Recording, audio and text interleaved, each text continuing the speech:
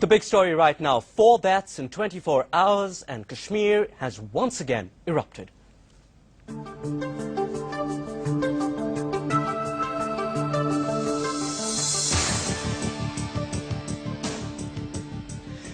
There's been fresh violence in Srinagar all through the day. 4 people have died in the past 24 hours and at least 70 others reportedly injured.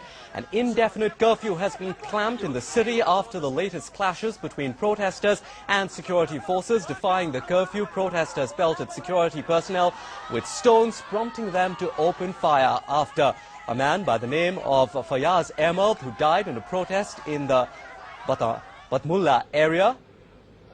Muzaffar Ahmed's body was then found, the body of another man. Locals allege he'd been chased in a water body by security forces. Now, a 28-year-old woman has also died during protests. Police claim that she was hit by a stray bullet, and if that wasn't enough, another 18-year-old died in hospital this evening. He's been hit by a bullet during protests. So that on your screens is an account of all the killings that have happened through the day.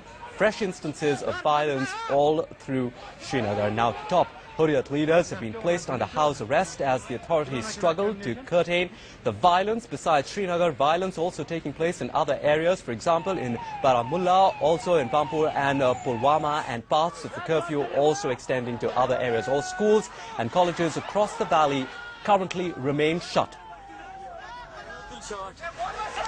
Let's head across now to Sohail, who joins us live with fresh details on what exactly is happening as we speak. Sohail, truly right now as we talk, Srinagar remains on the boil. Of course, you're reporting from indoors because we want to tell our viewers how dangerous it is right now for you actually to even step out. Well, Alistair, that's a fact. We have been giving dispatches from outdoor, in fact, from several spots as well. I personally visited several spots, but there was a point, when I finally thought that it was no more quite safe and secure to be outside on the road to give a dispatch like this, because at least there were 2 instances when even our OB van, was hit by several stones when the clashes were on. So that only sums up the situation and how grave it is in Kashmir right now. Even as we speak, Srinagar continues to be under curfew. After this, the cycle of death does not seem to be ending. 4 deaths in past 24 hours or so. The administration is doing, whatever it can to try and, bring some sort of peace. There are heavy arrangements of security on grounds, thousands of security personnel present, but that doesn't seem, help completely, because even then there are protesters who continue to take on the streets and even engage security forces in clashes. Earlier it was only a matter about Batamalu area and its adjoining peripheries where these deaths had taken place, but now it has spread to other areas, and Srinagar definitely continues. So it's been a couple of hours, these deaths have continued. What are we hearing from security personnel themselves and the government? Fairly silent yet.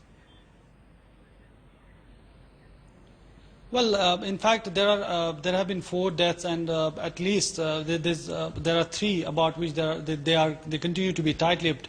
Just one death, that of that girl, they actually came out and spoke. They said that it was during a controlling exercise of the stone pelters during a clash that the security forces fired in air, and it was in a stray bullet that this lady who was watching the proceedings through the window of her house, she got hit, and that's what resulted in her death. But for rest of the cases, we haven't had any official statement as to what exactly were the circumstances wherein these 3 deaths occurred.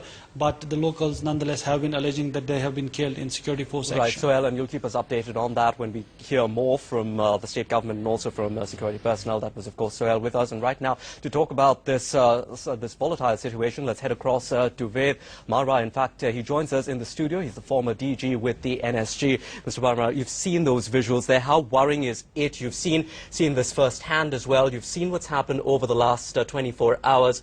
In your opinion, how concerned should we be at this point in time? No, we should be very much concerned about what is happening in the valley, because today you have a situation where you have not only terrorism infiltrating from across the border, you have a first-rate law and order situation.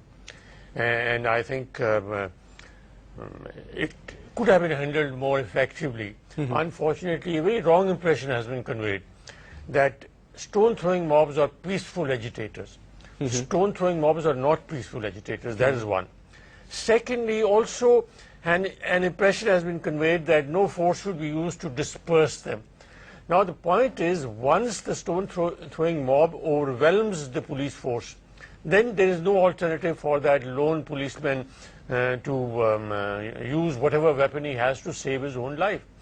The third, a very wrong impression again has been conveyed, that this is a law and order problem. It is not a simple law and order problem, because backing these forces are forces which are supported by our neighbor in Pakistan, by many jihadi forces, and the separatist elements in the valley itself.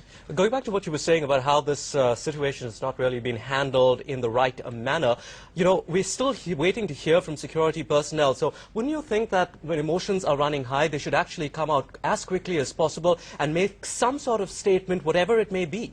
Yeah, I entirely agree with you, because the people want to know what is happening. Right. And the security forces should have a spokesperson who is well informed and who conveys all this information to the media so that people know what is happening. So you've been in the inner ring. Why do you think it's taking this long? Why do you think that they wait for so long? You see, here again, when they get overwhelmed, all these various mechanisms which should have been in place even before a situation developed just collapse. And that perhaps is what is happening there today. Use of force at the right time is the minimum force.